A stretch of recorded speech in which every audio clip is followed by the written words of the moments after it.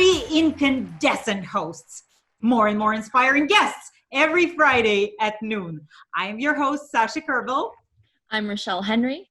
And I'm Rico E Anderson. Prepare yourself for 60 minutes of high voltage conversation. And get ready to supercharge your brain. Because it's time for the Lightning Hour! We want to thank you for watching our show. We really appreciate it. We are also asking that you let us know that you like us by hitting that thumbs up button below, and also ask questions that you might have for us.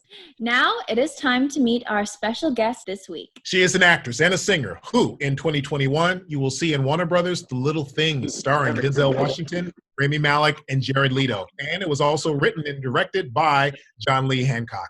Her acting credits also include recurring roles on HD Discovery Channel's The Wonderland Murders and Sci-Fi's Z Nation, and on the Scottish play on Amazon Prime. The festival favorite movie, Wallflower, based on true events where she played the role of Optima Prime, had its run in AMC theaters. It's also received critical praise, was hailed by Variety as one of the most haunting films of 2019, and it's now available on major cable systems and video-on-demand outlets, including Amazon Prime, iTunes, and Comcast. She also played the lead in Beloved Beast, a feature-length horror fantasy that is currently streaming on digital platforms through Lionsgate and is available on DVD and internationally through Indican Pictures. She is also a singer who started that part of her career at the age of 6 and by now has won multiple awards, including the prestigious Metropolitan Opera Competition District Award. She collaborated with Slumdog Millionaire's composer A.R. Rahman with performances including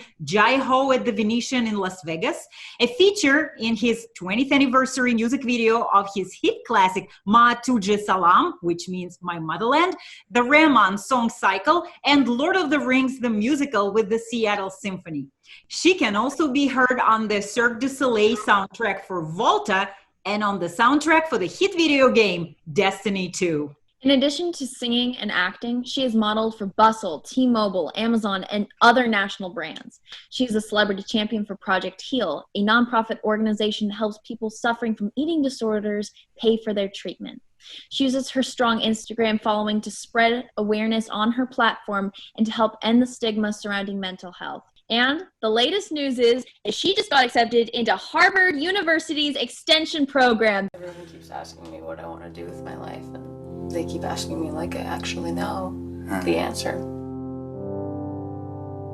I think Mom's really worried about it. I'm gay. I have a girlfriend. Oh, honey, come here. I love you. Even if you're just going through this as a phase. Oh, this is a lot to process. I love you, okay? I love you. Try again. My name is Julie N. My name is Julin. No. My name is Julie N. My name is Julene. What's the problem? Is she stupid? No. It's the diphthong in that name. They don't have that in her language. Okay. How do you like the room? It's fine. It'll take some getting used to. I've always shared a room with another girl. It's different from the hospital. Hello? No one's supposed to be in here right now. Coming in.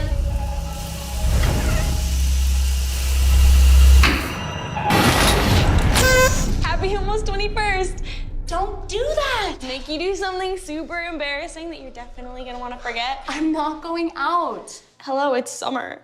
I'm not drinking. And I'm not taking no for an answer. Bologna sandwiches sound great. Ladies and gentlemen, please welcome our guest, Sheila Houlahan! Hi. Welcome. Thanks for having me, you guys. I'm curious how you got started and when did you realize it was your path, and was there any particular films or actors that were big inspirations that made you go, that's what I want to do. That's going to be me. All right, I'll start with the first part and then I'll answer the second part. I did not traditionally train for this. I was brought up in an organization that it's called the Seattle Girls Choir. And while it is a choir, it's also like a music school for girls to teach people, like to teach girls more about like how to read music or how to perform. And it's more like a performing training program that eventually turns into their top level that tours and records albums and everything. So I grew up in that. I grew up in music. That was my thing. And it was so all-encompassing to go to school and then to be a part of this professional working program. I was in it for 12 years, but I never had time to like question what it is that I wanted. I was constantly being shunted back and forth between this and that. And I was told by the people I loved, you know, family members or other adults, that this is something that I wanted, but it was never a question that I answered for myself. I just knew I liked singing. I could do it. So like, okay, this seems fine. Like I'm a teenager, who knows what I want? So I ended up going to conservatory for college. I went to the Manhattan School of Music and started pursuing a career in opera. I liked that because it was connected to stage, right? It was connected to theatrical storytelling. And at the time, I didn't realize that it was the stories that drew me to it more than the music. But I was like, something about this is exciting. Why not? So I was in New York for years working on that degree. And the last year of school, I remember talking to this one friend who had given an on-camera acting class a try because it was so opposite of everything we were doing. Like when you're working in the operatic medium, you're figuring out how to tell a story to a house that has 3,000 to 5,000 people in it, which is very larger than life acting, right? Because you're like, okay, there's a person who's a bajillion miles in the back and I have to communicate the story. So it's very big. Everything is about like, everything is larger than life. It's live. There are no microphones. It's like projecting everything about like the emotional component of that story to everybody in the hall. So he was talking to me about it and he was like, this is so different and it's weird and it's really fun. And I really recommend you check out the studio. It was called the Penny Templeton Studio in New York. And I was like, all right. So one day my roommate and I were just bored and we were like, let's pick up a hobby. Like we're very tired of this like tiny microcosm of New York we're interacting with. So we signed up for classes and it was great because unlike music, I hadn't gone into it with expectations. I went in just being like, it's a hobby, whatever, like maybe it'll work, maybe it won't. And the more I played with it and discovered, you know, that really the medium is you're not forcing a story on anyone, you're just being, and you're working with like a foot of space.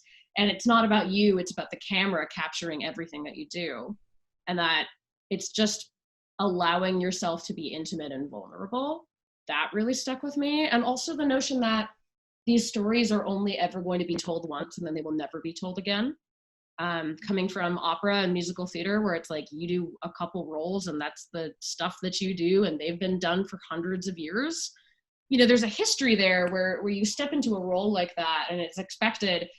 I mean, I've had directors say to me like, well, you should do it like such and such. And then as a creative, you're like, okay, well, that's not me. That's such and such. Like, they're great. They told their story. I'm going to tell my version, but that wasn't the sort of culture, right? Right. So suddenly coming into a space where it was like, no one's ever done this script. I get to make all those choices and nobody will do it again. Like, this is a very like temporal snapshot moment in time of this person's life that I'm living. And then I got hooked. So I started just doing stuff for fun. Like I came back here after college because I was pretty sick. And at the time I didn't realize that I was suffering from an autoimmune disorder and a lot of other health complications. I just knew like something wasn't right. I should take a gap year. That gap year turned into 4, but we can go into that later. And so as I was working as a musician and sort of like touring, working on developing contracts, I started acting for fun, but again, went into it as a hobby. I wasn't like, I have to make a career and be famous. I was like, this is fun. Let's do a student film. Why not? Like, let's have a good time. And that's how I started approaching all of the work. Like every audition was, I want to have fun. I have no, like, I don't care at all about the outcome. Like, this is just a good time and I get to like have fun for 10 minutes in front of these people. And with that, things started to build on each other. I remember booking my first actual professional film sort of 6 months after that. and then booked my first network role about 4 or 5 months after that. And that's when I was like, oh, okay, I'm booking like real stuff. Maybe I do this, like maybe I take it seriously.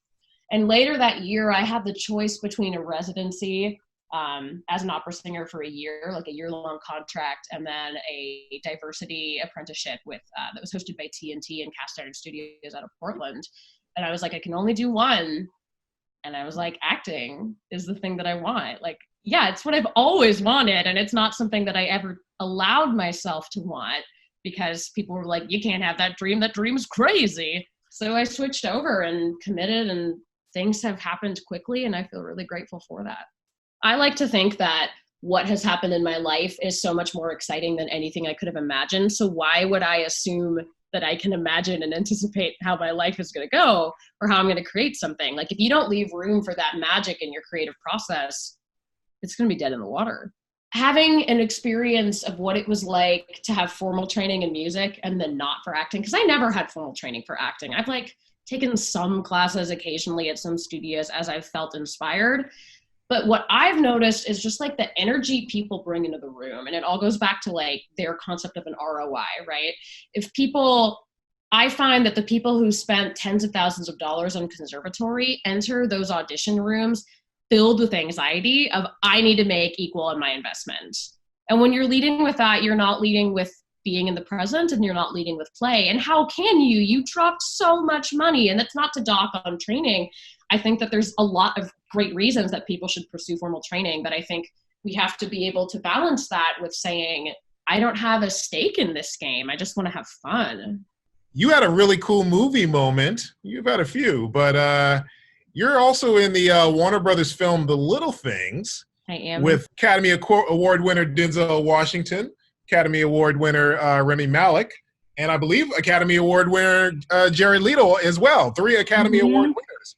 You're right. I mean, it was wild. I almost turned that audition down when I got it because the breakdown didn't have a lot of info about it. And anytime there's a project that involves nudity, I'm always like, who are you? Like, what is this project? Are you like some shady indie film director who's like, I'm the director and producer and casting director and the star. You're gonna be naked with me. So like immediately I always get weirded out when I see that. And so I sent it to my manager and I was like, what is this? Like, you tell me what, like, because nothing was on it. The studio wasn't attached, like nothing. It was just a very plain thing with the breakdown of the characters. So I sent it to him. I was like, what is this? And he researched and he was like, oh my God, audition, like, don't cancel. What are you doing? Just send a tape. And it was a while. I mean, like I'll walk you through the process from start to finish, but it was the first time that I didn't consult with anybody on my tape. Like I didn't coach. I didn't do any of that. I literally taped it on my phone, propped up against a chair.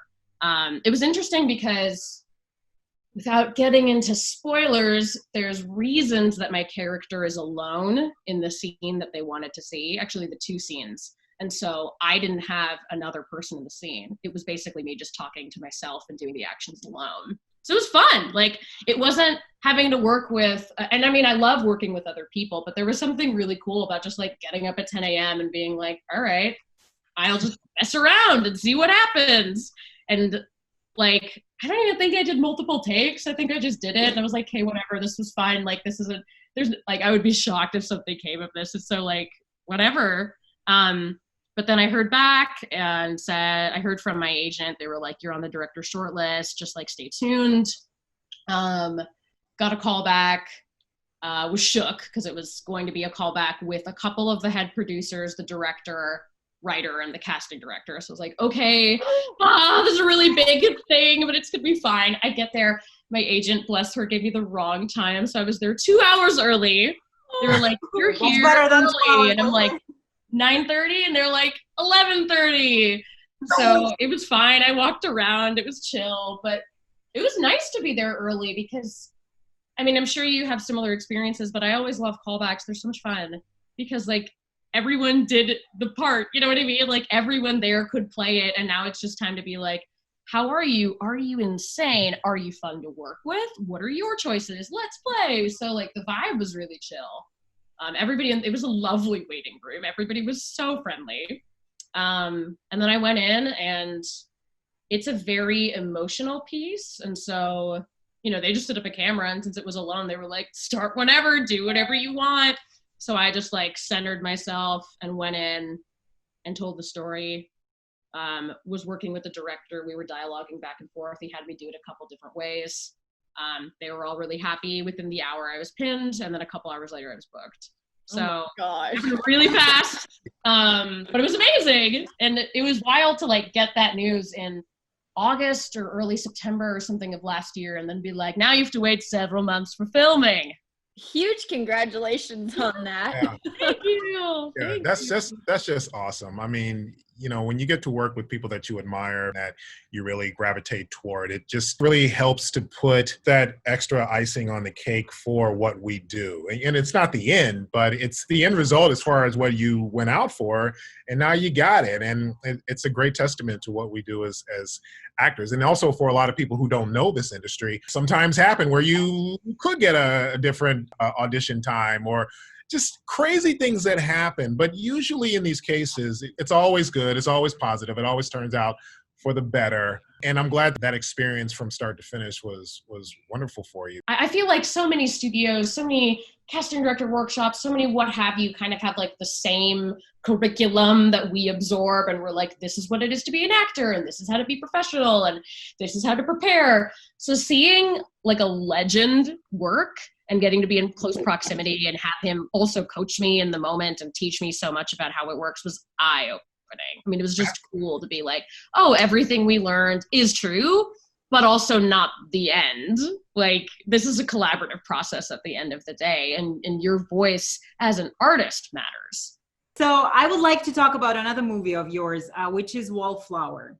The film is based on a true story for our audience of a mass murder that happened on Capitol Hill in Seattle in 2006.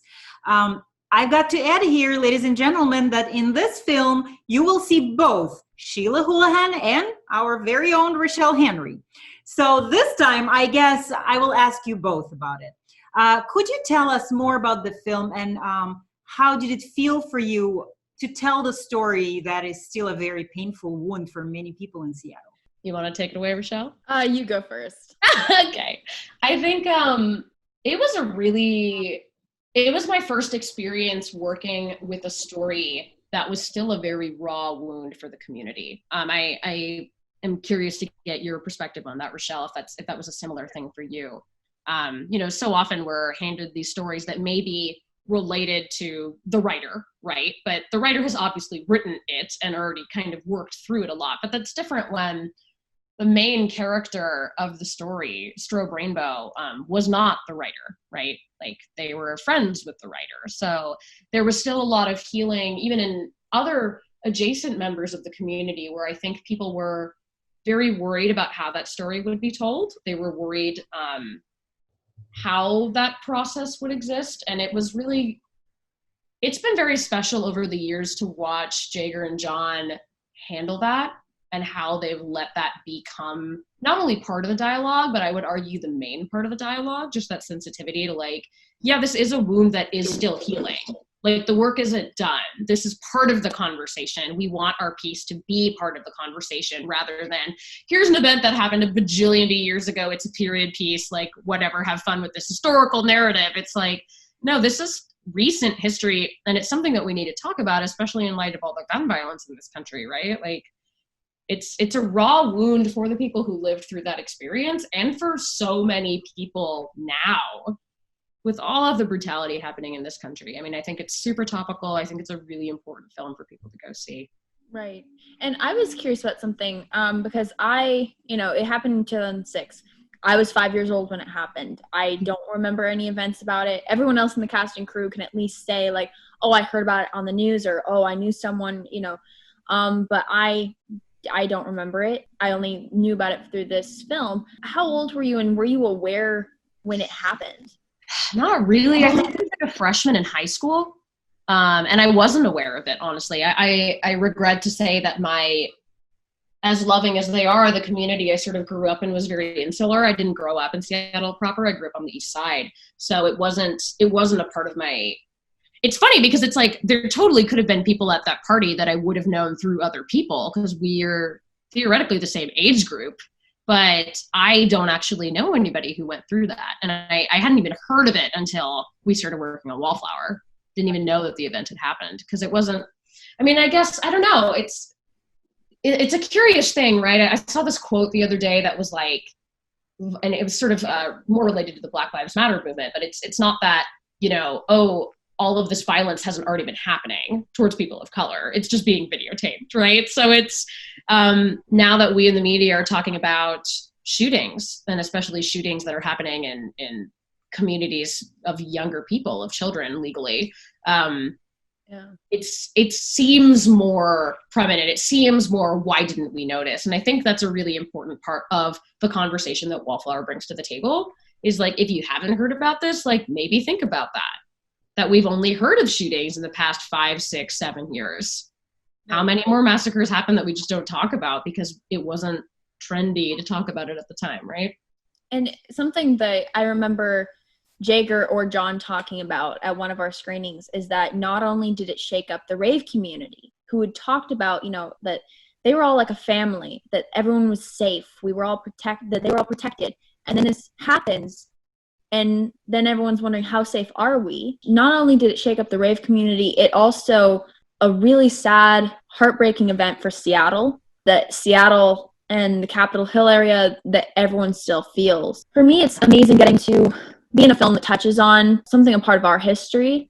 It's a very sad part of our history, but it's sad that it is fairly recent, but getting to tell that story, and something I do appreciate about the film is that they don't focus solely on the killer.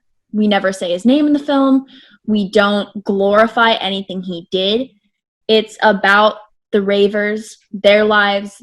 They had full, complete lives, that they were friends. They were like family. They were fun. I mean, you play one of the ravers, and your character has, you know, so many great interactions with other characters in the film. And I really like that is the approach, the directorial approach that Jager took with it. I totally agree. I really respect that in taking that approach, he also simultaneously didn't shy away from why the killer killed.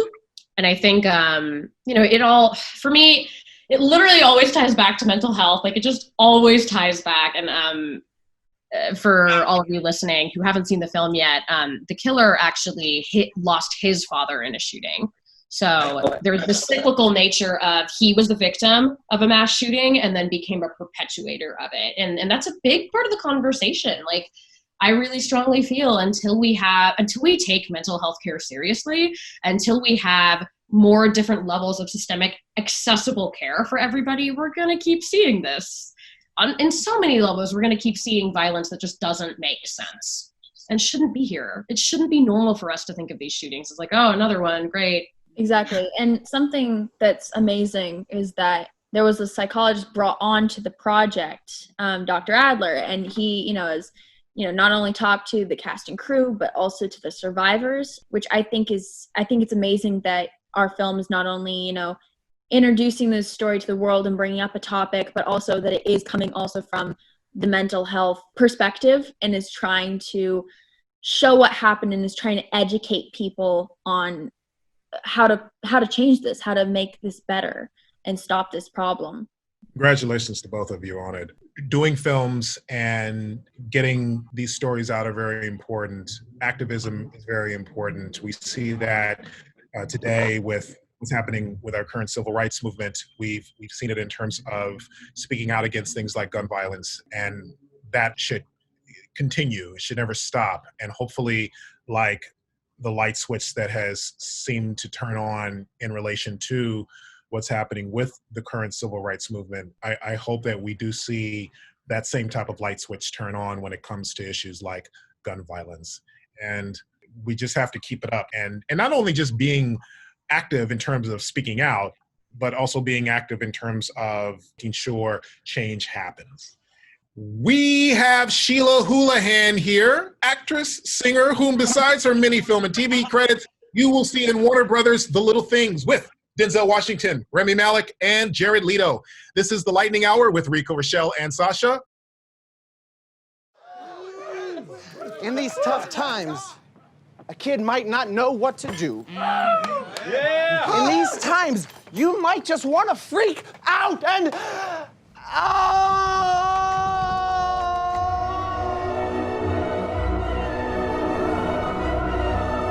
I hate this world of sex they are striving to make. I will never be able to come with them. I will always see it as hell.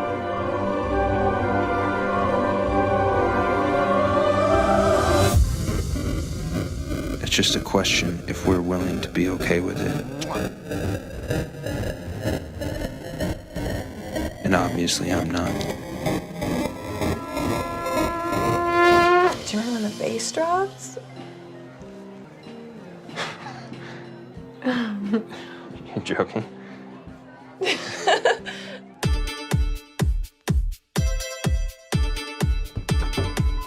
I know that it's going to get worse now. Maybe someday you'll be willing to help me kill this hippie shit. I want you to look into your heart. Let me see it. I want you to look into your heart of hearts. And I want you to ask yourself this one thing.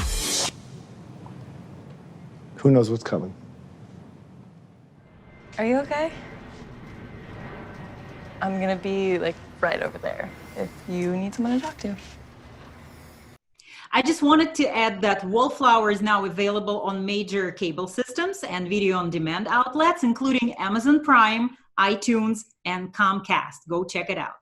When one looks at your credits, it seems like you've covered all the possible genres, right? Drama, comedy, horror, sci-fi, crime thriller. Tell us, what is your favorite genre as an actor?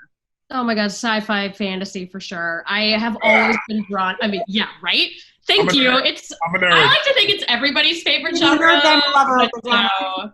It's so much fun. I think that the vehicle that sci-fi fantasy provides is unique in that we can be a little bit more on the nose about topics and issues that we're exploring. Since the universe is already like contrived and fake, you can be more upfront about what message you're trying to put out there. I mean, especially with like dystopian literature and films and the rise of that in the past like 10 years. That's really, to answer your question from earlier, Rachelle, that's really the thing that drew me in, was like, oh, that's a really interesting take on issues that are plaguing our world today, but that are mirrored in this sort of alternate universe. And it's a way of asking and addressing hard questions in a way that is palatable and consumable for people, which I think is great. Like, I think I get so frustrated when people shit on sci-fi and fantasy, because I think it comes from a place of people misunderstanding the genre, of reducing it to just a guilty pleasure, when really that's not what it is. It's something that's an incredible tool that has an amazing reach to so many people. I mean, I think it's one of the most accessible genres, and overlooking it as just fluff is a mistake, in my opinion. Well, when you look at certain sci-fi franchises like Star Trek and say like the Twilight Zone and things like that, a lot of the stories speak to the human condition of today. And so the only difference is the person who may have the conflict or may be involved in a conflict has a big thing on their forehead that makes them look like they're from another planet. It's a different way of making you stop and pay attention. I was watching WALL-E, which is, a kid's sci-fi fantasy. Oh, WALL-E! And when I'm watching it, I'm like, this film is about climate change.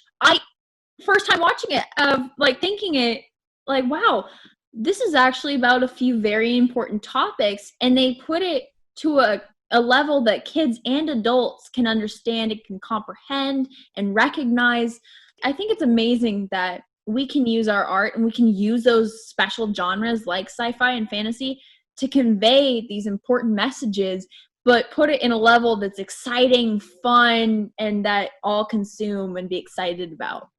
Yeah, exactly. I think sometimes we underestimate the power of making topics palatable, but I think it's about meeting people halfway, right? It's about going 50-50. It's about being like, this is a conversation that needs to be had.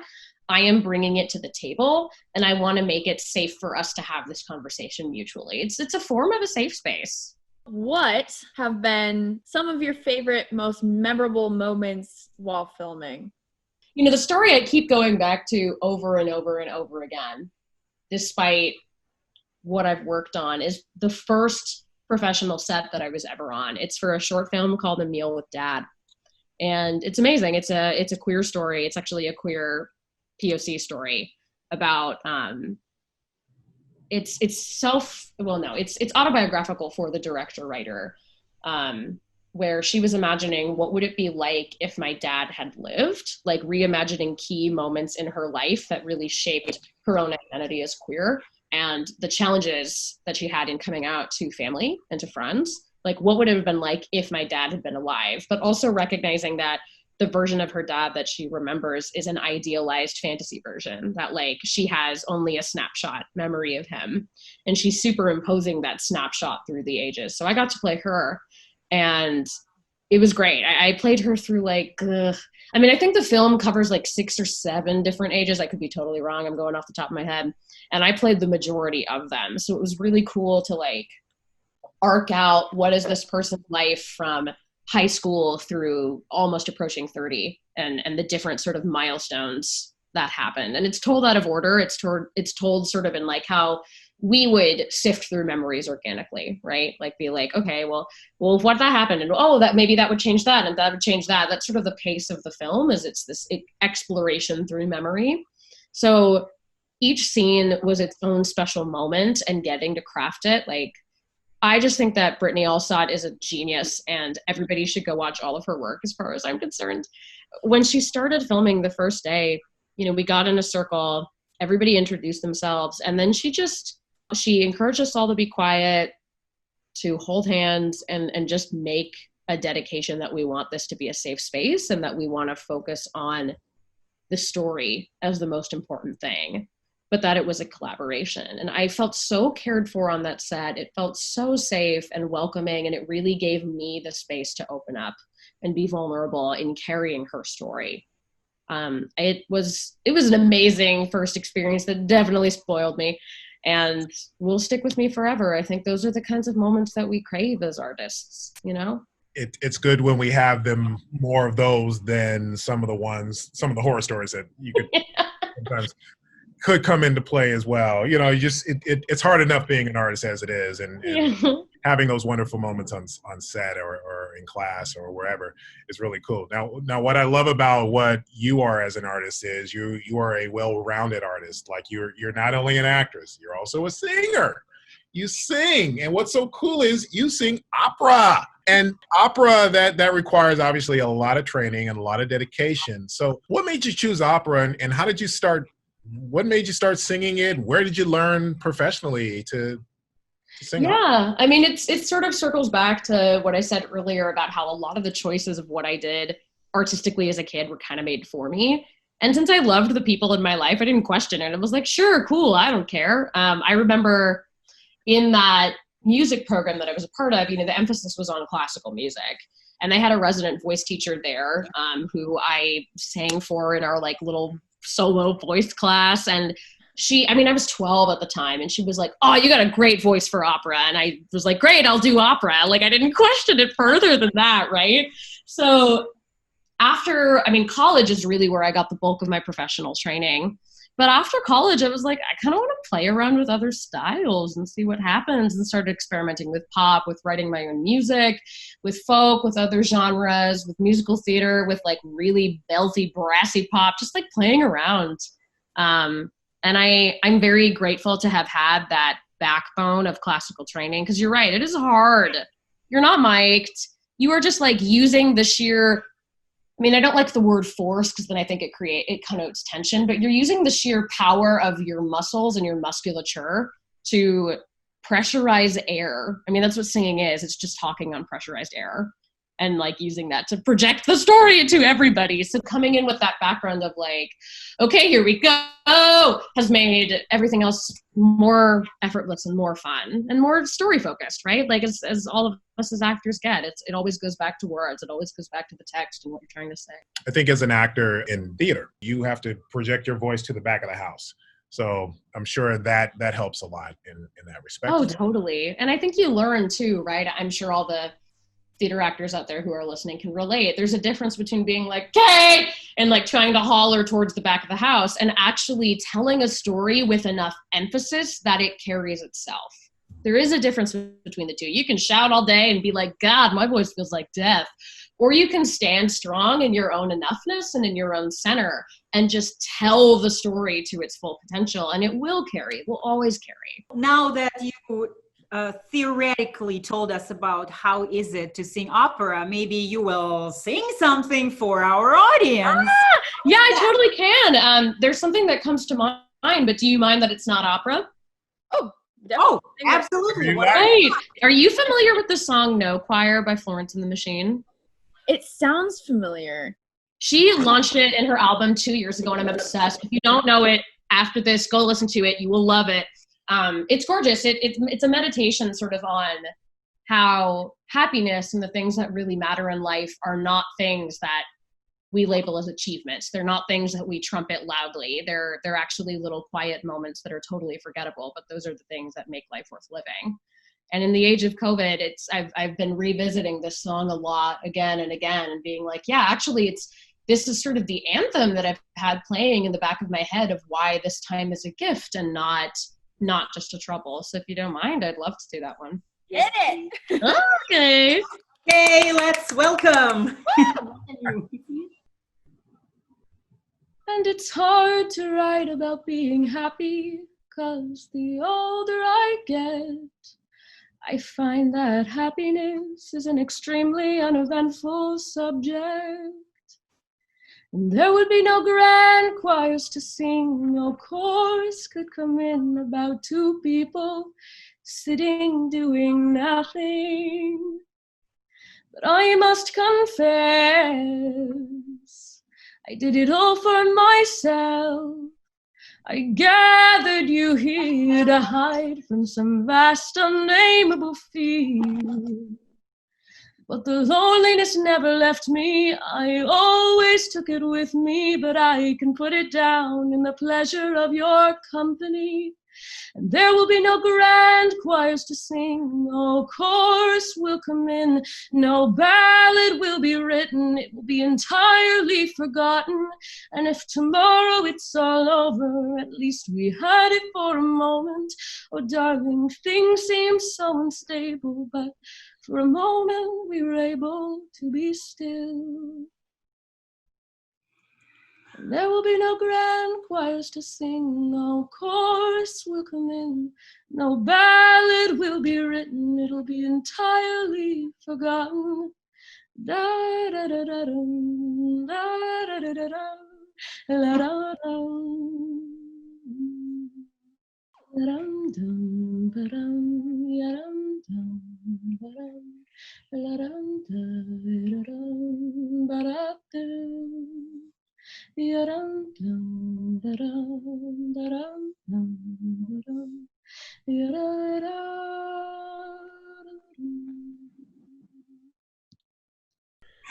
That was so beautiful. Oh, thank you. I love that song.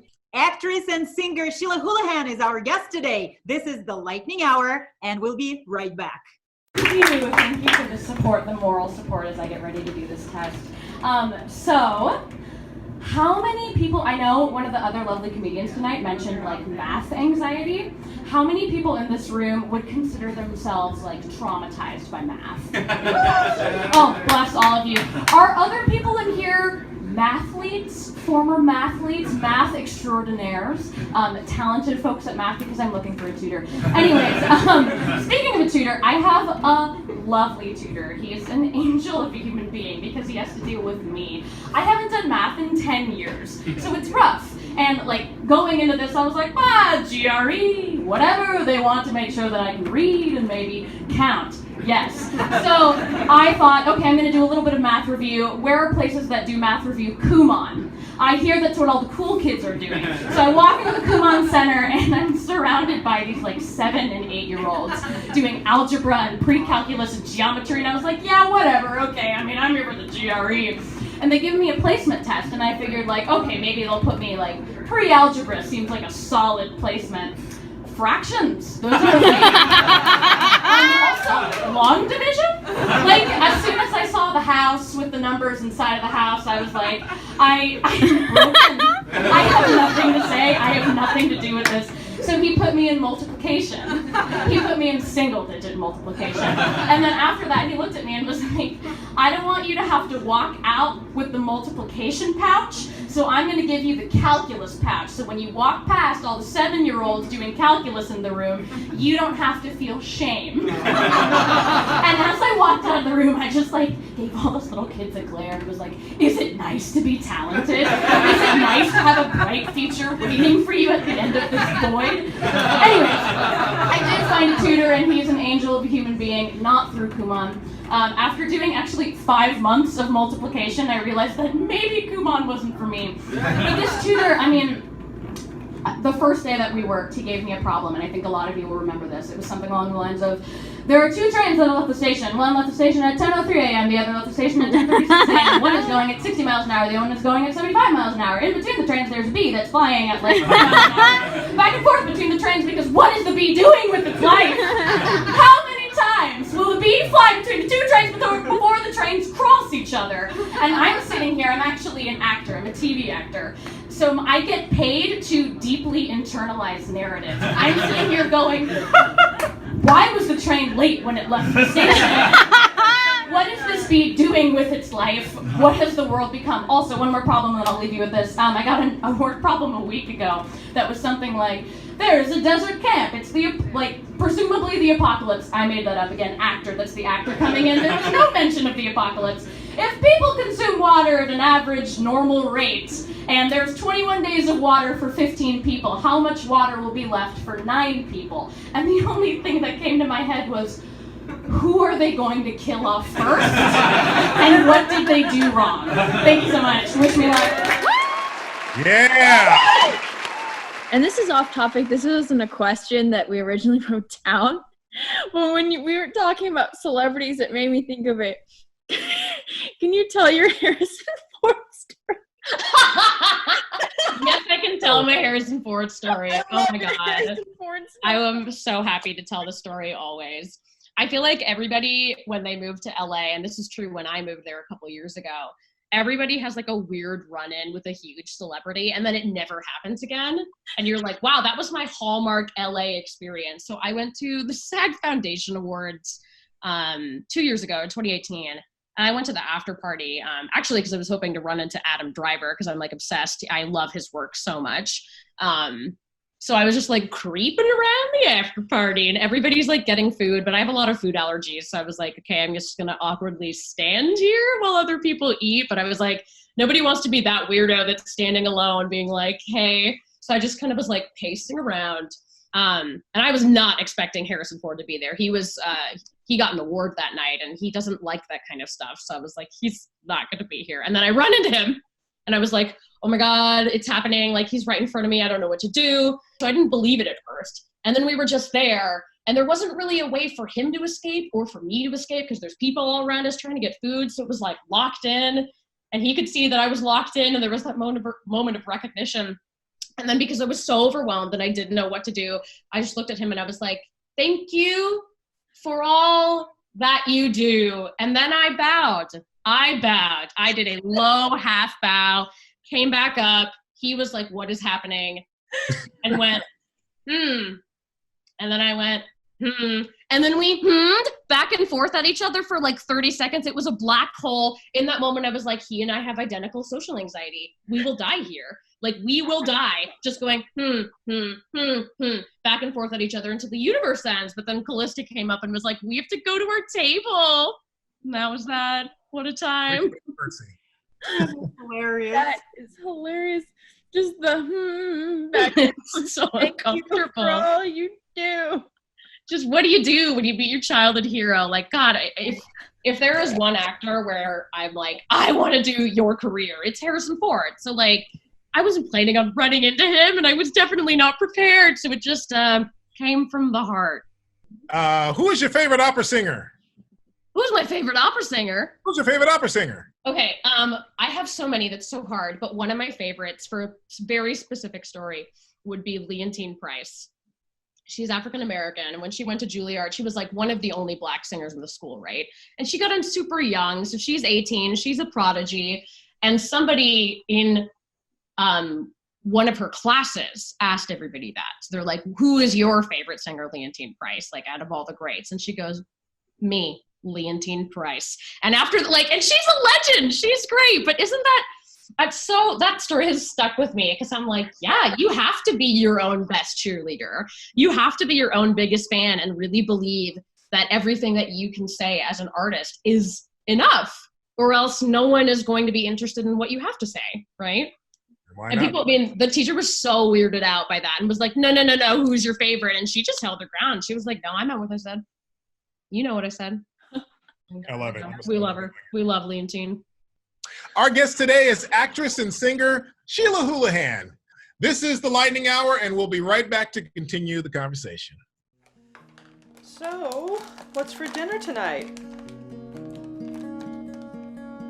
I was thinking of doing takeout.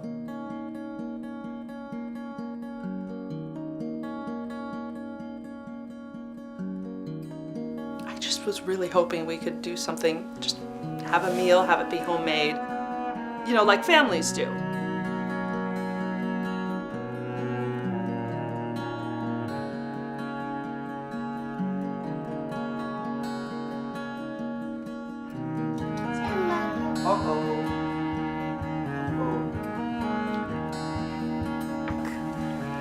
Are you learning how to cook?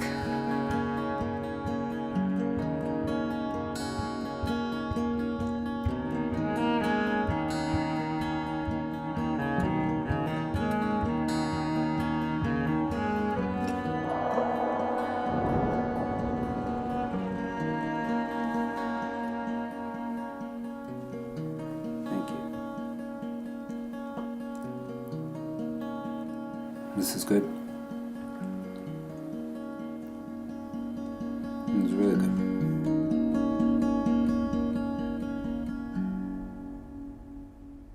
Actress, singer, and a Harvard student, Sheila Houlahan, is with us today. Congratulations for being accepted to Harvard. Oh, thank That's you so much. impressive. Thank you. Thank you. It's so funny.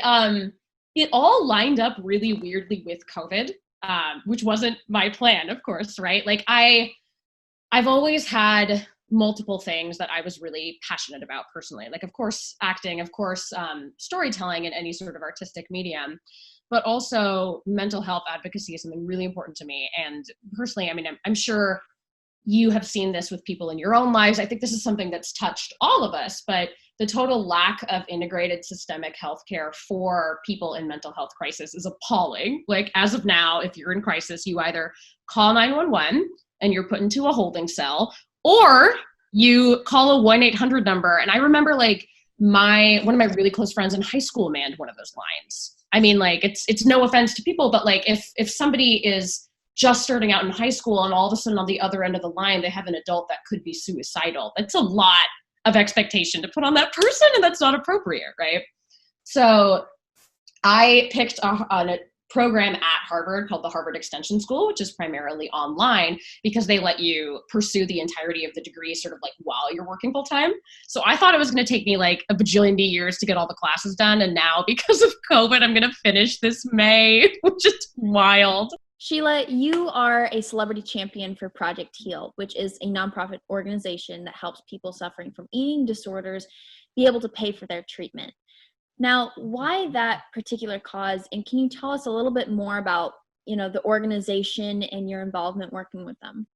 Yeah, totally. So I mentioned at the top of the show that I have an autoimmune disorder, right? So I actually am a survivor of an eating disorder, and I'm recovered now. God, it's 2020, right? 4 years recovered, which is wild. Yay. And I developed one because I had an undiagnosed autoimmune disorder. So this is something I'm very comfortable talking about. I grew up and food was always really painful. Like every time I eat, my body would hurt a lot. So by the time I got to be 12, 11, I just figured it was better to not eat as much because it always hurt. And eventually that led to, I mean, God, that was in the 2000s, right? So there was already like a huge eating disorder culture in Hollywood, and I was getting positive affirmation everywhere. It was like, yeah, good choices, kid. But it was never really addressed. So it just got worse and worse. My actual autoimmune issues had really started to take a turn in college. And by the end of college, I knew in the back of my mind that something wasn't right. I wasn't totally sure what, but when I moved back here, I was like, oh, it's a gap year and I'm just going to sort out whatever that is. And it turned into 4 because there was a lot of healing, a lot of recovery that went in that was all very interconnected. I mean, I think in general, when you're dealing with the intersection of physical and mental health, it's just a giant onion. It's a huge interconnected mess of things. So yeah, it's a cause that's really near and dear to my heart. I think it's not understood very well, in that there's something like, I want to say the statistic is something like 10 to 15% of Americans will have an eating disorder in their life. Like, it's a huge part of the population. And of that subset, 10% will probably die. It's a really lethal disease, and is something, I mean, in terms of like body dysmorphia or disordered eating, I want to say it's 1 in 3 people. Like, it's a really, really common issue. And it usually is a hallmark of other things that are not being treated or taken seriously. So I am very passionate about eating disorder advocacy because I think it gets a bad rap. I think it's kind of like framed as like, for lack of a better term, like a wealthy Karen disease, where you're like, oh, it's an eating disorder. You ate too many salads and worked out too much. I'm like, no, that's not what it is. It's the same part of your brain that gets fired off when you have an addiction to a substance, and it's just as hard to quit.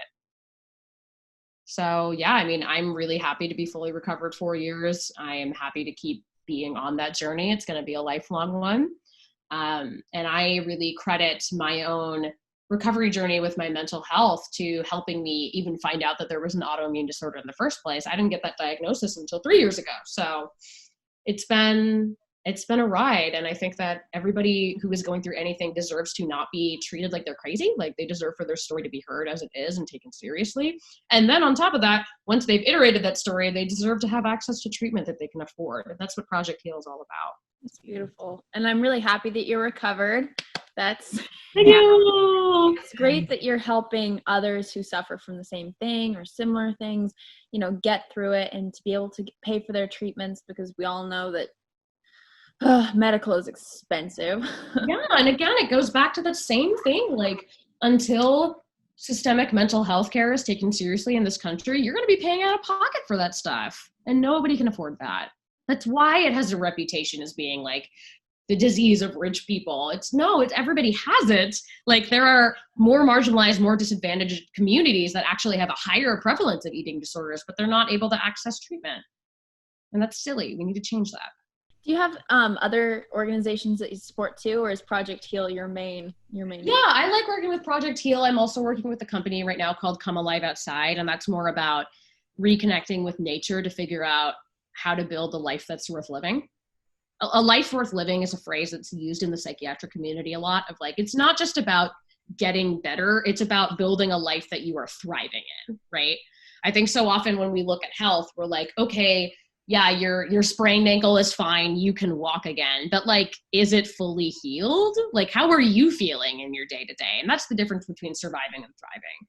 So that organization is really, really cool. They have a program called Outdoor RX, where they partner with different doctors to get people who are not used to spending time outside. And they actually helped one woman go from being wheelchair bound to being able to walk again, to now she's a daily hiker. Oh, so wow. Really, really cool stuff. I've also worked with NAMI, the National Association for Mental Illness, and Eating Recovery Center out here. And Eating Recovery Center, and also Village Health and Nutrition, and new organizations. So it's been great. What we're going to do is we're going to provide the links to the organizations that you mentioned in the description box below our video. So if, to our audience, any of you are passionate about the same causes as Sheila and want to get involved, you can go to the website. All right, Sheila, we have a special section of our show we like to call the lightning round.